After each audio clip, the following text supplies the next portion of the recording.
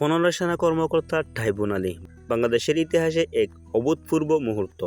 বাংলাদেশে প্রথমবারের মতো একসাথে 15 জন সেনা কর্মকর্তাকে আন্তর্জাতিক অপরাধ ট্রাইব্যুনালে হাজির করা হলো। প্রশ্ন উঠেছে, এদের বিরুদ্ধে আসলে কি অভিযোগ আছে?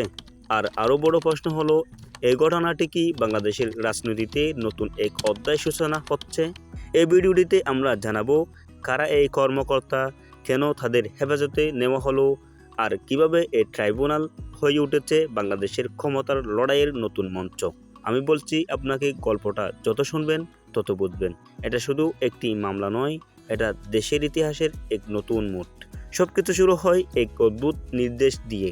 ঢাকা ক্যান্টনমেন্টে 15 জন বর্তমান ও অবসরপ্রাপ্ত সেনা কর্মকর্তাকে ডাকা হয় একটি বিশেষ তদন্তে অংশ নিতে। কিন্তু কয়েক ঘন্টার পরে জানা যায় তারা আর মুক্ত নেই। তাদের নেওয়া হয় আন্তর্জাতিক অপরাধ ট্রাইব্যুনালে নির্দেশে হেফাজতে।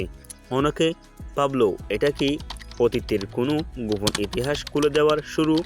অভিযোগ করেছে গুরুতর 1970 থেকে 2010 পর্যন্ত সময়ের কিছু বিতর্কিত অপারেশন, যেখানে মানবতা বিরোধী অপরাধ, গুম ও রাজনৈতিক নিপীড়নের অভিযোগ উঠেছে। ট্রাইব্যুনাল বলছে এই মামলাগুলো নতুন প্রমাণের ভিত্তিতে পুনরায় খোলা হয়েছে। কিন্তু সেনামহলের প্রশ্ন, এই সময়ে কেন? এটা কি কাকতালীয় নাকি রাজনৈতিক বার্তা? যখন দেশের রাজনৈতিক অনিশ্চয়তার মধ্যে, তখনই সেনা কর্মকর্তাদের বিরুদ্ধে এমন মামলা। এটা কি আদালতের ন্যায় বিচার নাকি রাষ্ট্রযন্ত্রের ক্ষমতার পুনর্নিবেশ? আন্তর্জাতিক মিডিয়াও বিষয়টি ঘনিষ্ঠভাবে পর্যবেক্ষণ করেছে, কারণ এই ট্রাইব্যুনাল হয়তো ঠিক করবে বাংলাদেশের ভবিষ্যতের অ্যাকাউন্টেবিলিটি মানে আসলে কি। জনমত দুই ভাগে।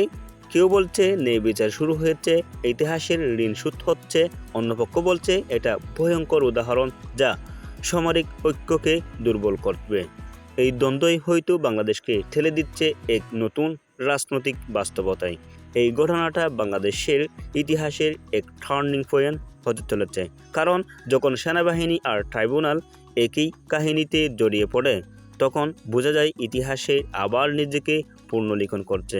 আপনারা কি মনে করেন, এই পদক্ষেপ কি সত্যিকারের ন্যায় বিচার নাকি রাজনৈতিক এক শেষ মুভ?